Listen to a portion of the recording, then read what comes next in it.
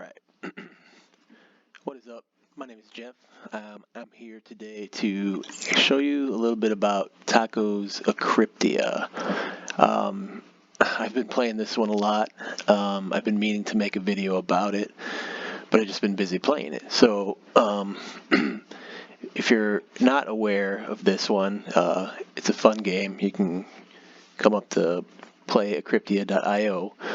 It's free to play. Everyone gets one free game every day when the brazier's lit. Let me show you. You can also, I guess I can't click it now. So you get 1 out of 3 every day. They refill it. My local time, I think it's like 3 or 4 in the morning. So you can play that one game, and if you have Oni, which is one of Taco's tokens, you can refill here, and you'll get 3 out of 3 games. So I had just done that, and I played one, and then figured, hey, let's make a video.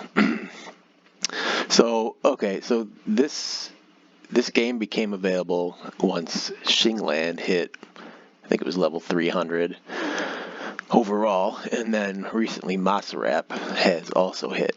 So currently there's 2 venues to choose from. I'm a Shingland person from the start. City Runner and crew run a cool venue over there. But I'm not. I mean, I'll leave it up to you. There's just 2 to choose from now. So pick whichever one you feel closest to.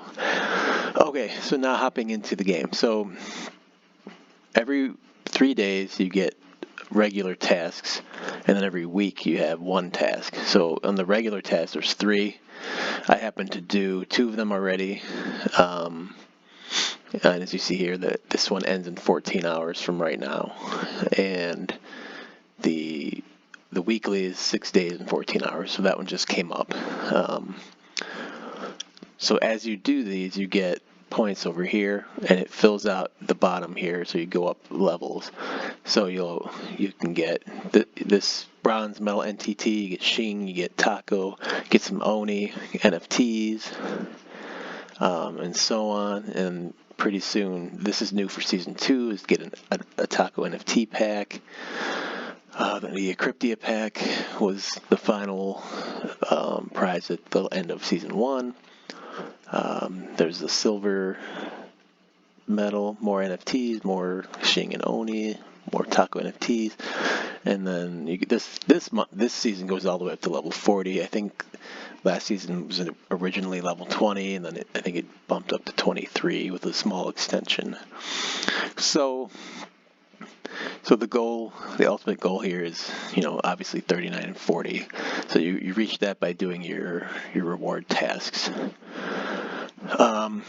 Also new with season 2 is gear. Right now there's only headgear. Coming in the future will be body and hand gear. I've got a couple packs I haven't opened, but for right now I'm just running this militia helmet. It's a common. It gives me a 3% chance to reforge, which means when I hit an enemy with a 2+ strength weapon, I can get kicked back another weapon. So if it pops up during the game, I'll point it out, but it's a pretty cool feature now. Quickly over here, it's the trophy cup shows some leaderboards and stats and things like that. My best floor is 20. I did that recently. That doesn't put me anywhere close to this guy. I don't know how he's gotten that high. Never actually looked at all this. So 65th in cards bought, 61st in damage dealt, 86 gold earned, 80 in total floors, and venue points. Cool. All right. So, okay, now with that, I'll go here. You click the door, and that's how you get started. I think they ask you, make sure you're activated and ready to go, and then you enter the dungeon.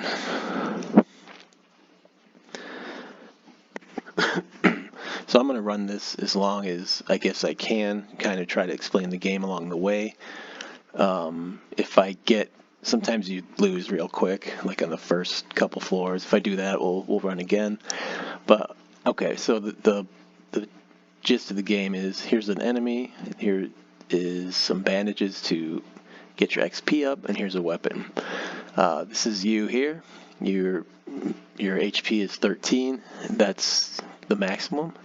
So if I put this bandage down now, it'll be worthless. So I don't want to do that yet. For weapons or anything to be used, you want to pull them into the hands. So I pulled this sword down into the hands, and then you can drag it up here and kill the enemy.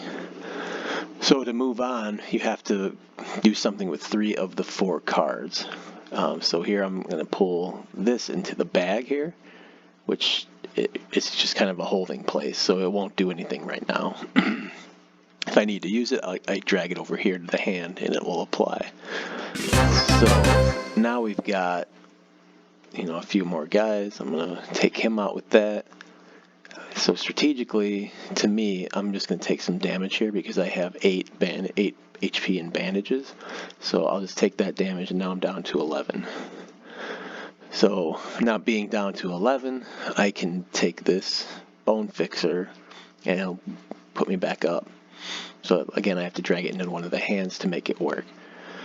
Again, another strategic play is just take the damage here again, and then pull this over to get my HP back up. Now this here is a gold piece. You'll see right here is where my gold will accumulate. I can use that in between rounds to buy more HP at the campfire or buy more cards from the merchant. We'll talk about that after the round when I get to him or her. So you pull this down into here, and then it adds the gold to you. So again, I'm still going with strategy because I still have all this life here to mess with. Here's another gold coin. I'm going to take a big hit there and then pull this down to put me back to 12. I'm going to take this to my hand and fight him and put this in for future enemies here. So I take him out. It went from 3 to 2. It still has 2 left in there. Alright, here's another thing new for Season 2. This is the treasure boxes. They come, I've only seen them come in 1, 2, and 3 so far. You place it into your hand, and then Ruggo, which is the guy that normally sits over here, that lets you pick a card. Underneath there's usually a weapon, a bandage, and then a bomb that takes away some of your energy or your HP. I don't think there is a pattern. I haven't found one. He does make little faces for each one, like kind of a devious face, a nervous face, and then a mad face. It hasn't really made a difference, so I usually just pick anything. So this time I picked over here, and I ended up getting one of the weapons, which is good. Okay, so now I'm kind of stuck. So I've got all my slots filled. I've got 2 cards left up here. So what do I need to do? What can I do? So over here you'll see the sell area. So if I drag this over there, I'll get 2 gold. If I drag that over there, I'll get 3 gold to sell. So for this, I'm going to take the sword, and you'll see my gold go from 2 to 4 now. Alright, I'm going to play a little bit. Drag some more. Sometimes you have to sell. Oftentimes you have to sell. So I'll show here. Let me see.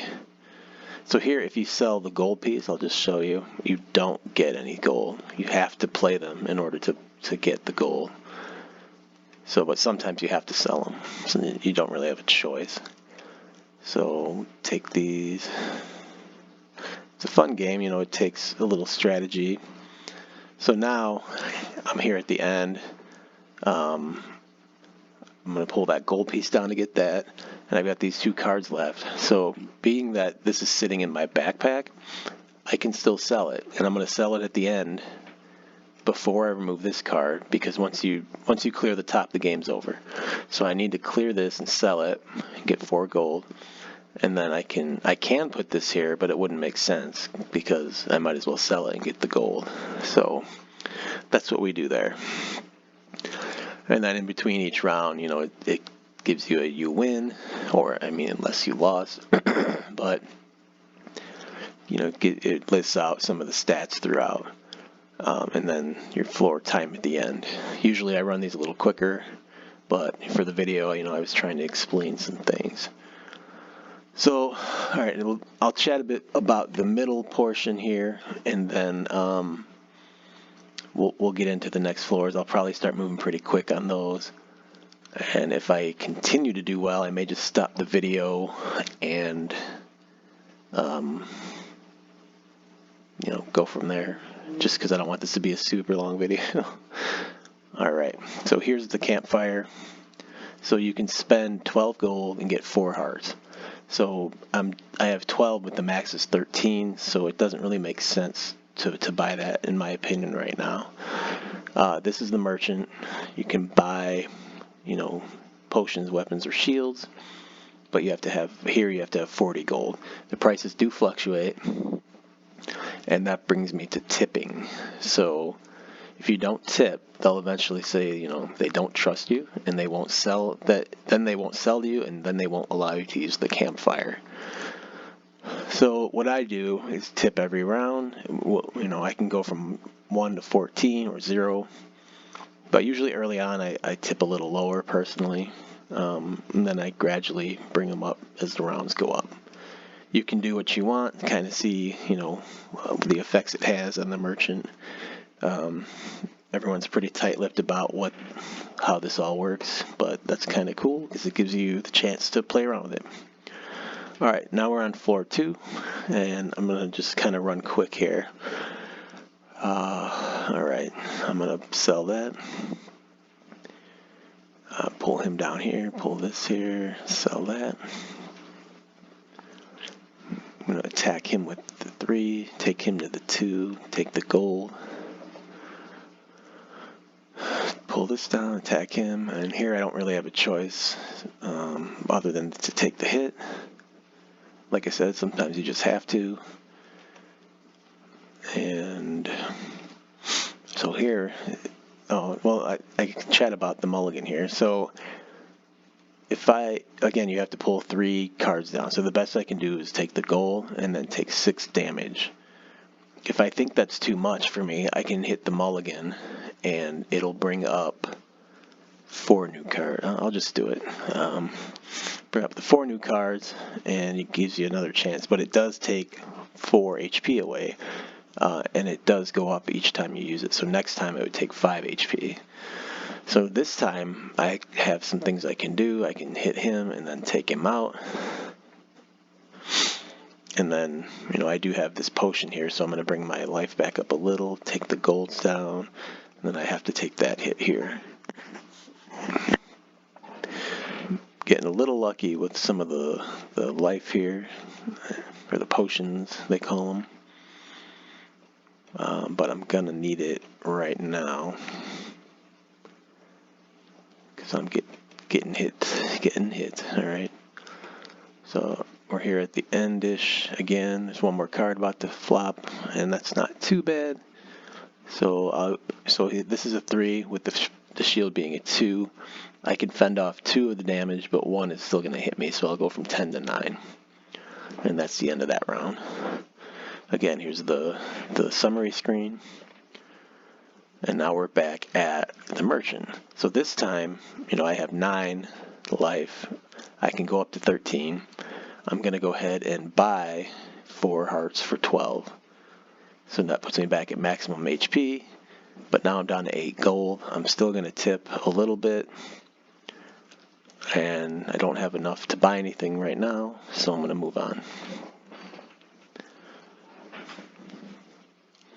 So this is the 3rd floor of the dungeon. Play a little strategically, see what works. This may take the damage again. Take this guy, hit him, pull the shield, take him down, this aside. Take him, put that down. Here we can take the 2 1s out. I do have the three level to hit him. Take the 2 golds down. Here I'm kind of stuck, so I'm going to hit him, and then I have to kind of take that damage. But, you know, I've got enough HP sitting around to where I can kind of take those, so we'll do that. Take that. So we're down. Got 4 cards left. You know, I kind of think, do I want to take a hit or put the 4 shield down? When you're towards the end, you kind of sometimes want to think about how much gold you can sell off for. So I'm going to take the hit and then have these come up, take another hit and get it filled. I'm going to just sell that just because of the uncertainty. So I think it's alright. I can go to the next level with 12 HP instead of 13, and then I ended up with 20 gold. So that's not too bad. So I'm going to tip. I'm going to bring it up a little bit to 2. Still don't really have enough to buy anything. I've heard rumors the more you tip, the lower the prices stay. The lowest I've ever seen was 30. The most I've seen so far was, I think, 70 for sure, maybe 80. So I'm going to do one more floor and then probably just end this video. I don't want to bore anybody. Maybe I'll splice it, maybe have, you know, whatever the last floor I end up on, I'll put in the video, or I'll just put in the comments, hey, I got to the floor or whatever. So, but here we're going to just run through this. Now I'm getting hit with some of the bigger guys, but I have no choice again. Take the damage. Got to take the damage, put the bandage to the side. So I'm going to take this hit, and then I'm going to get some life back. But they're coming for me. So this is another mulligan situation. So it's kind of toward the middle of the game, and I should have noted earlier, if you mulligan, it doesn't mean these cards are gone. It puts them back in the deck, and they come up later. So kind of have to think about, can I take that hit now or later? Or will it mix up enough so the damage isn't so bad? Maybe I'll get some weapons in between here. So I can take 6 damage, or I can mulligan and get 4. I'm going to just take the risk, try to take the damage here. So now I got a few weapons, but I still got that guy with the 4 who can be a problem. Oh man, so see, so now I can't take this damage. So I'm going to hit the mulligan. It's going to put me way down to 2. But let's see what the reroll gives me. Not too bad. It gives me the life. I'm going to leave that chest up there for now.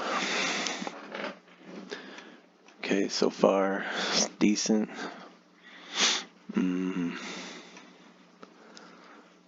So I'm going to use my 4 on this guy, and I'm going to put this to the side for now. I kind of got a ways to go, but I'm getting okay drops right now. Let's see how this turns out. Yeah, this is rough.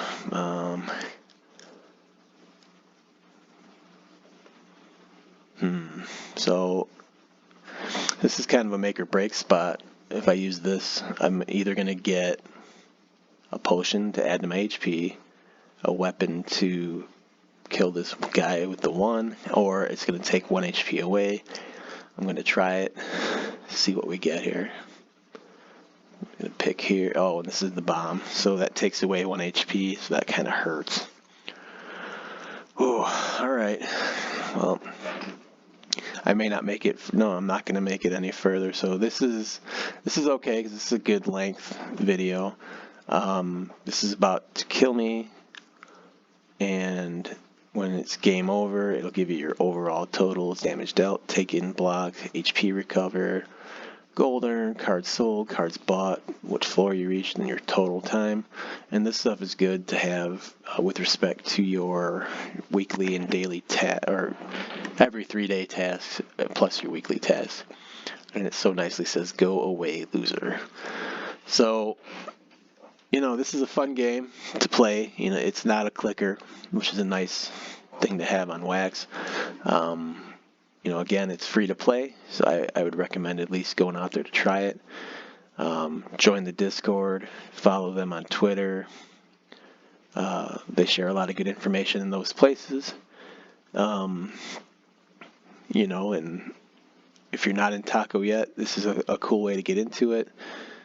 They also have Brigade, and they also have a pretty vast ecosystem of tokens and venues and all those other things. So I highly recommend checking out the Taco project as a whole. So with that, I'm going to end the video. Get out there and play. I'll put the link in the description, along with a few guides and things like that to help you get started on this one. So hope you enjoyed this. I hope it was helpful. Get out there and play, and I'll see you next time. Bye.